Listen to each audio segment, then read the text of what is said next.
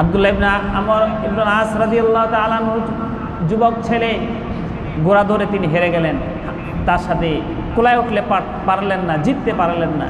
এই ক্ষোভে, এই রাগে, এই গুসায় আমিরুল মুমিনিন, আমার পিতা মিশরের গভর্নর আমর ইবনুল আস, আমি জিততে পারলাম না, হেরে গেলাম, মেনে নেওয়া যায় না। তিনি ওই যুবককে ধরলেন, কথা বললেন, তর্ক বিতর্ক করলেন। এক পর্যায়ে তার হাতের লাঠি দিয়ে যুবকের ওপর প্রচণ্ড বেগে আঘাত করলেন। যুবক হেরে গেল। তিনি বলছেন, বেটা আমাকে চেনো? মিশরের গভর্নর আমার বাপ, তুমি আমার সাথে টক্কর দিতে এসেছো, টক্কর দিয়ে আবার তুমি জিতে পুরস্কার নিতে চাও? এইদিকে খ্রিস্টান ওই যুবক আশেপাশে স্থানীয় নেতৃবৃন্দুর কাছে বিচার দিলেন, কাউন্সিলের কাছে বিচার দিলেন, মনে করেন মেম্বরের কাছে, চেয়ারম্যানের কাছে বিচার দিলেন। তারাই বিচার করবেন। আমিরুল মুমিনিন দেশের গভর্নর এই সাহস পেল না। একজন লোক সাহস দিলেন, বেটা তোমার বিচার একজন করতে পারে পৃথিবীর মধ্যে, তিনি হচ্ছে আব্দুল্লাহ ইবনে উমর। উমর ইবনুল খাত্তাব তোমার বিচার করতে পারে। ওই যুবক কি করলেন? হাঁটি হাঁটি পা পা করে একদিন, 2 দিন, 3 দিন এইভাবে করে একটানা 17 দিন আস্তে আস্তে হাঁটলেন। হাঁটতে হাঁটতে মিশর থেকে তিনি মদিনায় চলে গেলেন। আমিরুল মুমিনিন তার আসনে বসা, যুবক যায় উপস্থিত। আমিরুল মুমিনিন, এই আমার ঘটনা, আমাকে এইরকম করা হয়েছে, পিটানি দেওয়া হয়েছে, বিচার দায়ের করেছি, কোথাও কোনো বিচার পাই নাই, আপনি ন্যায় বিচার করেন, ন্যায় বিচারের প্রতীক আমি জানি, আমাকে বলেছে, এই জন্য আপনার কাছে বিচার দায়ের করলাম। আমিরুল মুমিনিনের বিচার সুন্দর না খারাপ? আওয়াজ দিয়ে বলেন, সত্য না মিথ্যা? আমিরুল মুমিনিন ডাকলেন তাদেরকে, ডাকো তাদেরকে, তার পিয়ন মারফত, তার দূত মারফত তাদেরকে ডাকলেন। তারা আসলেন, কয়েকদিন পরে আসলেন। আসার পরে বিচার বসলো। অনেক লোক জড়ো হয়েছে, চতুর্দিকে লোক, সাহাবায়ে কেরাম। একদিকে মানুষ বলছে মিশরের গভর্নর, তার ছেলের বিচার হালকা হয়ে যাবে, বিচার হবে না।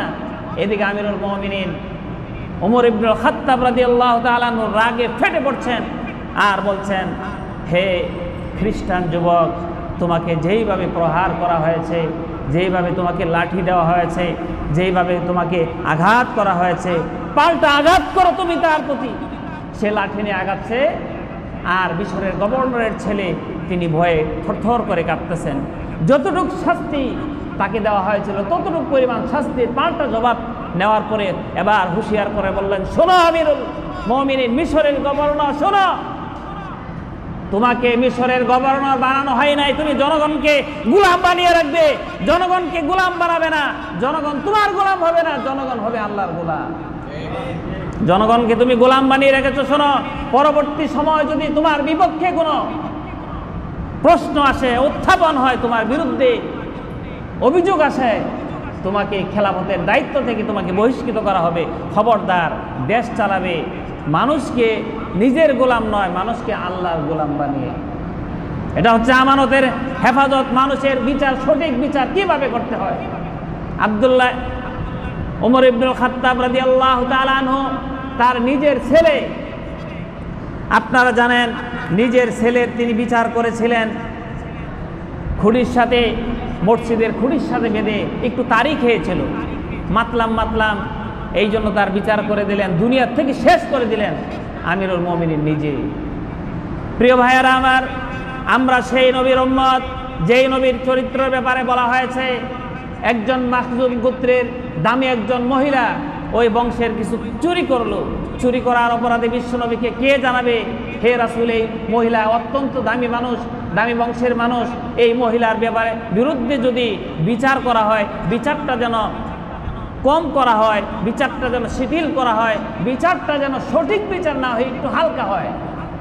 রাসূলের একজন বিশ্বস্ত সাহাবীর মাধ্যমে রাসূলের কানে পৌঁছানো হলো, ইয়া রাসূলুল্লাহ, ইয়া হাবিবাল্লাহ, আপনার কাছে বিচার দায়ের করবে এরকম সাহস কারো নাই, আমাকে পাঠানো হয়েছে ওই মাখজুম গোত্রের একজন মহিলার ব্যাপারে, সে চুরি করেছে, তার চুরির হাতটা না কেটে যেন আপনি হালকা একটু বিচার করে দেন, একটু তার ব্যাপারে হালকা একটু বিচার করে দেন।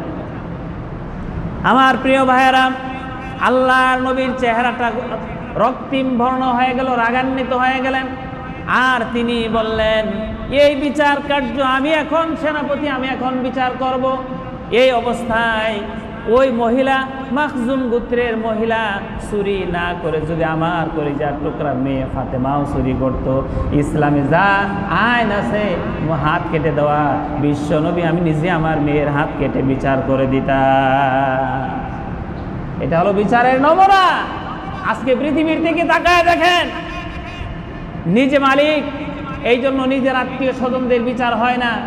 নিজে সন্তানের মালিক, সন্তান হাজারটা অপরাধ করলেও পৃথিবীর মানচিত্রে বিচার পাওয়া যায় না। কথা ঠিক কিনা? আজকে আল্লাহর বিচারের দিকে তাকান। মানুষ অন্যায় করবে, অগ্নিকাণ্ড করবে। ওই দিন দেখলাম ফেসবুকে নোয়াখালীতে এইরকম ভাবে কোরআনের দার্স দিচ্ছে, সেখানে অতক্ষ মানুষ, এমন কিছু মানুষকে গিয়ে, সন্ত্রাসী গিয়ে যে দাস দিচ্ছে, কোরআনের বক্তব্য দিচ্ছে, কোরআনে আলোচনা করছে, কোরআনে তেলাওয়াত করছে, কোরআনের শিক্ষা মানুষদেরকে দিচ্ছে, এমনভাবে তাকে পিটানো হলো, আমরা শেষ খবর পাই নাই লোকটা জীবিত আছে না মৃত আছে। এইগুলার সঠিক তদন্ত করে তাদেরকে বিচারের আওতাভুক্ত করে ইসলামী শরীয়ত আইন মোতাবেক বিচার করলে বাংলাদেশে দুর্নীতি কয়দিন লাগবে বন্ধ হতে? বেশি দিন লাগবে না। কথা সত্য কিনা? সম্মানিত ভাইয়েরা আমার, এই জন্য আল্লাহ রাব্বুল আলামিন আমাদেরকে অসংখ্য উদাহরণ দিচ্ছেন, আমাদেরকে অসংখ্য দিক নির্দেশনা দিচ্ছেন।